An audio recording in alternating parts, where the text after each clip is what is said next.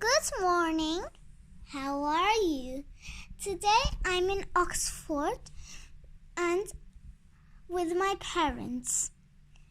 The view is very wonderful here.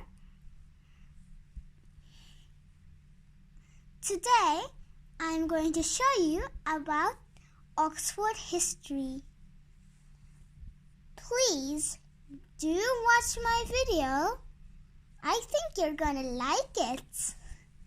And do subscribe. If you want to comment, then comment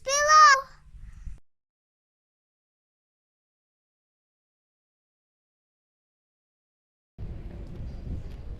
But I still live the student life. This is perfect, really. This is a great city, a small city, but on the cusp of the Cotswold Hills, easy to get down to London, and of course the best restaurants and museums are here in Oxford as well. So just before we sort of start the tour, as I say, my name's Andrew, find out where you guys... Oh good, because it's very important. We're going to talk about that, and you'll remember some of the things you learnt at school when we talk about the Battle of Hastings now. But do you know somebody very famous was buried at Peterborough Abbey? When you go home, you can visit Peterborough Abbey and you'll say, where was Mary Queen of Scots buried? In the Peterborough Church. Yeah, so now you know. Mary was Catholic. A lot of supporters of Mary wanted to get rid of Elizabeth and put Mary on the throne. Elizabeth had lots of plots against her, and she felt very vulnerable. And eventually she said, oh no, this in 2009. It's been standing up there since 2009. You can just see the chapel of Exeter College behind it there. That chapel was designed by Sir George Gilbert Scott in the 19th century and based on the beautiful church of Sainte-Chapelle. That's correct. That's right. That's true. And you know, it's in the Bayeux tapestry. You can see it, like if you go to Bayeux in Normandy, you can see the arrow in the eye. Poor old Harold. The first battle he won was the Battle of Stamford Bridge. Yeah, well he won the Battle of Stamford Bridge, and you know he's fighting the Holy Trinity of Christ, God and the Holy Ghost. And that's the foundation of that Trinity, and the Trinity in Dublin, and the Trinity in Cambridge, but they've got no associations with each other at all.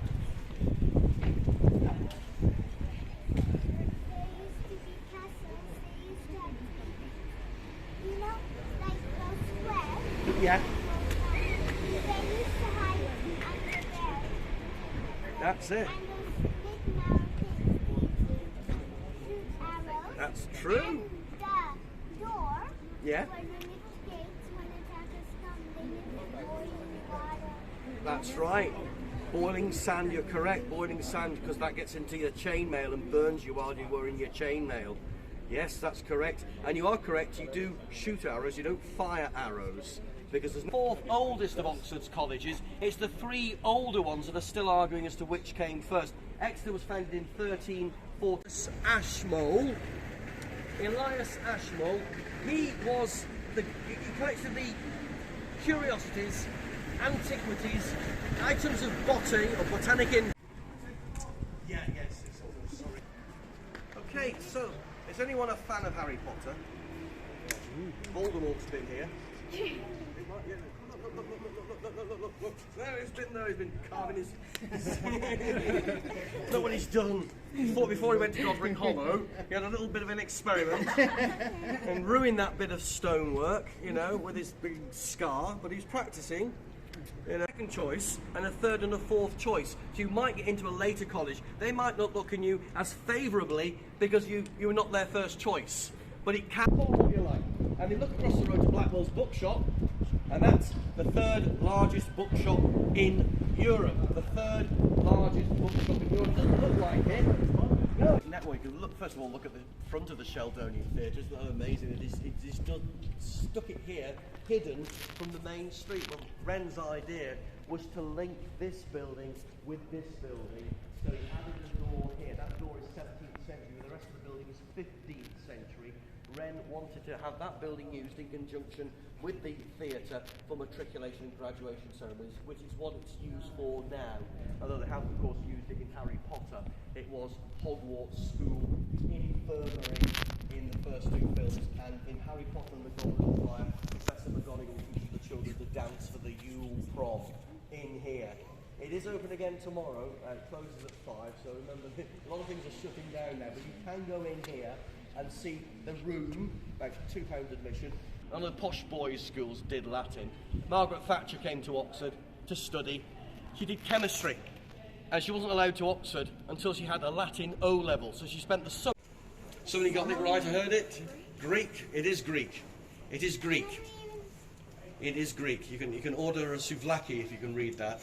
Yeah? Can you even figure this out? I know, I couldn't read it. I know the translation because it's from the Bible. It's from... I could read, but the problem is it's too... It's too far up. Yes. No, it's not too far up. It's so joined. Oh, it's all joined, yes, it's all joined up, yes. And that's it, because I like to read Greek if it's in capital letters. That's what makes it, I can translate it then. Somebody got it right, I heard it. Greek. It is Greek. It is Greek.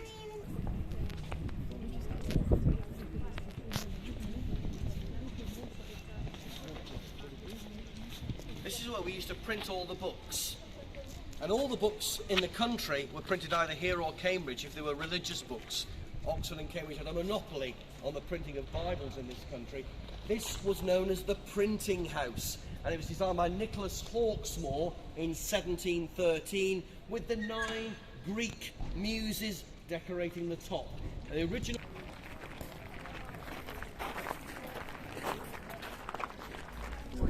I want somebody to find me a size. I think it looks more like the Ponte Rialto, but it's actually officially called Hertford Bridge. Only to be used by members of Hertford College. The infirmary, but look up. We've got all these carvings, 455 carvings on the roof of the benefactors who gave money for the divinity school to be built in the 15th century. Now you can also do full tours of the library, which include lots of other rooms, including this, which you look, oh, it reminds you of Hogwarts, yes, that's what did a lot of filming. And strangely enough, Emma Watson.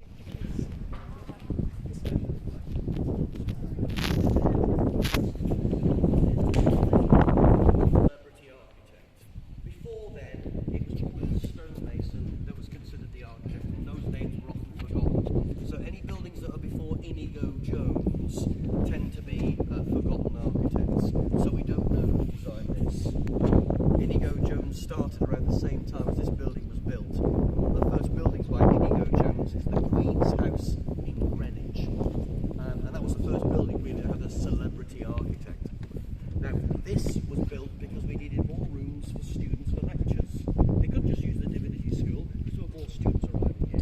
And the Bodleian Library had become a copyright library, so it needed more rooms for books. So this was completed in 1619.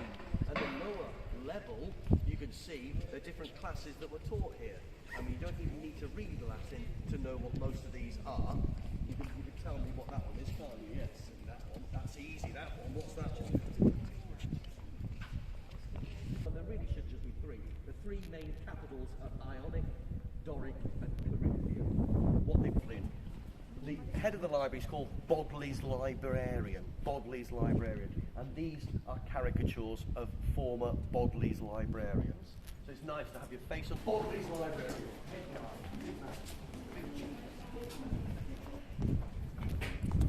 Right, can you see a camera? There it is. Yeah. That's the camera. Believe it or not. Have you heard of a camera obscura? No? Oh well, I think that's a room that's, it means a room basically. Now, at Oxford we have about 12,000 undergraduates, about 12,000 graduates, about 11,000 academics. And that college there is one that's full of academics and not really full of students as such. All Souls is fellows only, whereas Brasenose has undergraduates and graduates as well.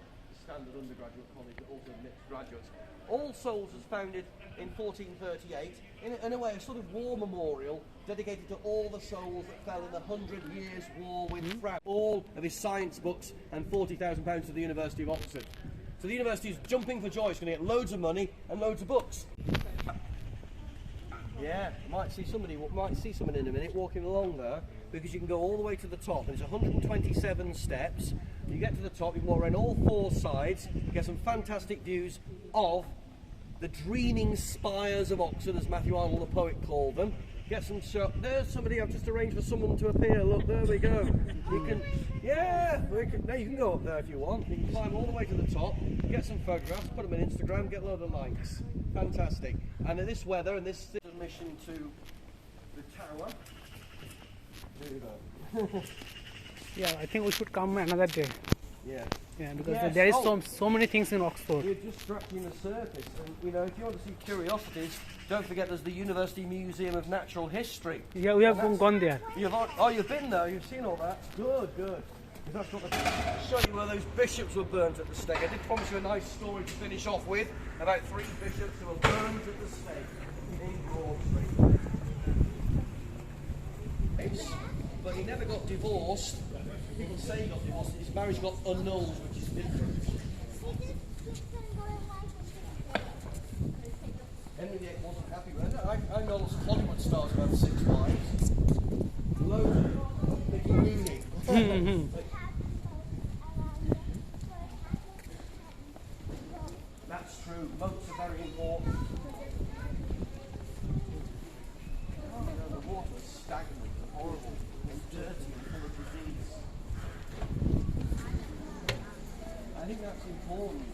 And also, if you're attacking a castle, you're sieging a castle, you might starve them out. If you've got everyone around the castle, you might starve them out. You also might make sure that if you're in the castle and you're besieging a castle outside, but that you have to pay all those soldiers outside. They're not going to do it for free. So eventually a siege costs so much money that the siege ends